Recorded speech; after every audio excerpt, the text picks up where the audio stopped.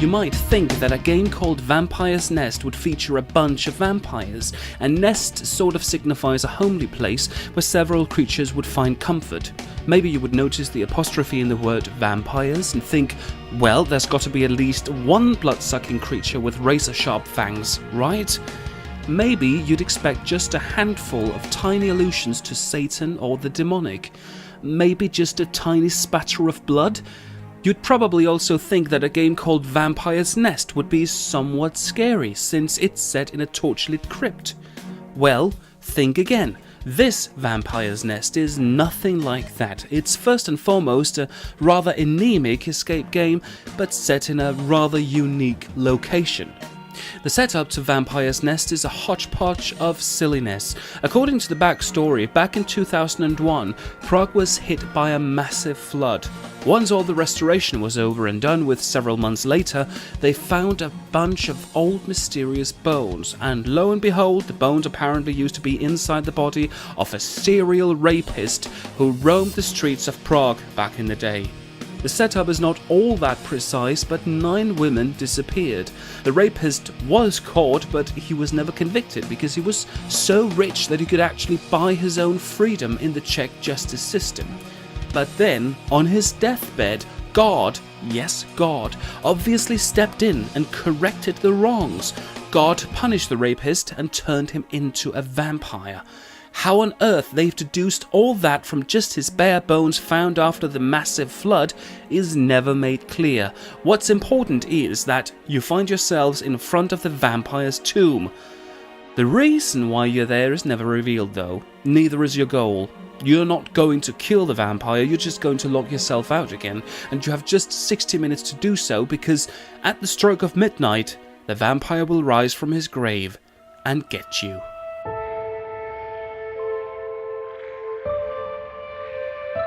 Stepping into the so-called Vampire's Nest is a mixed bag of impressions.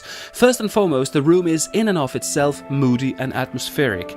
The first puzzle is actually to turn on the lights, but once this has been done, you find yourselves inside what appears to be a proper tomb. It's a grave with a church-like arched ceiling, old and nearly crumbling brick walls, and a huge tombstone in the middle.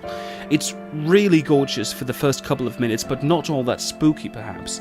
There are no creepy sound effects to speak of, no sinister background music, no lighting effects once the lights have been turned on.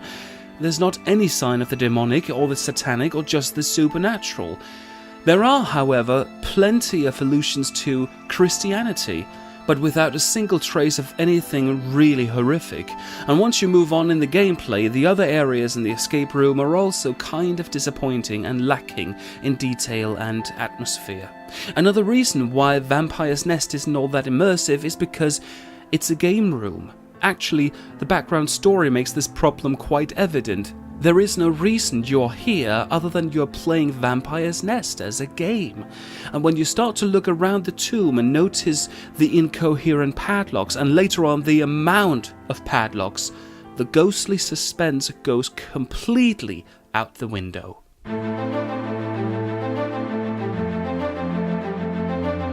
The puzzles in Vampire's Nest are padlock-centered to say the least. Some of the puzzles were literally finding a key, opening a box, finding the next key, and opening the next box. Most of the puzzles, however, have you look around for numbers that have to be combined to a code to enter into another padlock. It's very straightforward, and much of the gameplay is definitely for absolute beginners. If it hadn't been for the first puzzle where you start in complete darkness, Vampire's Nest would be the perfect family game room. There are also a couple of quite inventive puzzles involving a chessboard, a small figurine looking like Jesus Christ, and a laser beam. But even those puzzles were all about finding another set of numbers or another code or another tiny key. Maybe these puzzles get slightly more tedious because the tomb, is quite bare and easily surveyed. There's not a lot of exploration to do in the room, there's not a lot of details, and therefore there's no immersion. As mentioned in the beginning, Vampire's Nest is all about sneaking out of the tomb before the time is up. But how cool would it be to discover the skeletal remains of the vampire and have to actually kill him with a stake through the ribcage and forever lift his curse? That would have been awesome, and the game designers could have gone all in on lighting effects, sound effects, and the whole shebang. But then again, if the guy, the rapist, was turned into a vampire by God Almighty, wouldn't you, the Vampire Slayer, actually rebel against God's decision? So, what is the point with the game?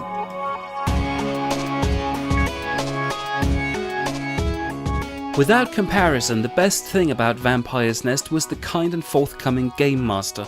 He kept his eye both on the time and on us. He was polite enough to ask us if we needed help when he could see we were falling behind schedule. He served us 5 hints during the entire game.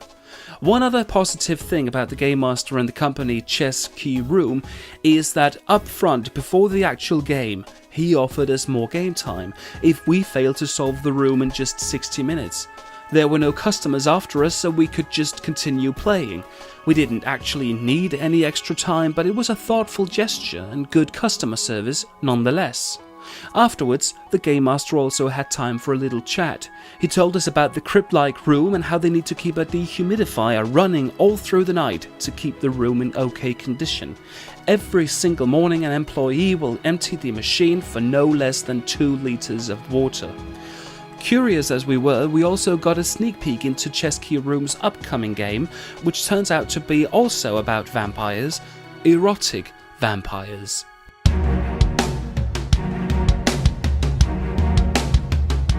It's a shame that Vampire's Nest isn't a proper horror escape room, and it's a shame that it lacks both vampires and immersion.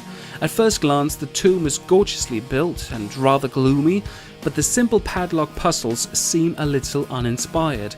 There's a risk that the game will end up feeling like a chore to get through, even for inexperienced escape room players.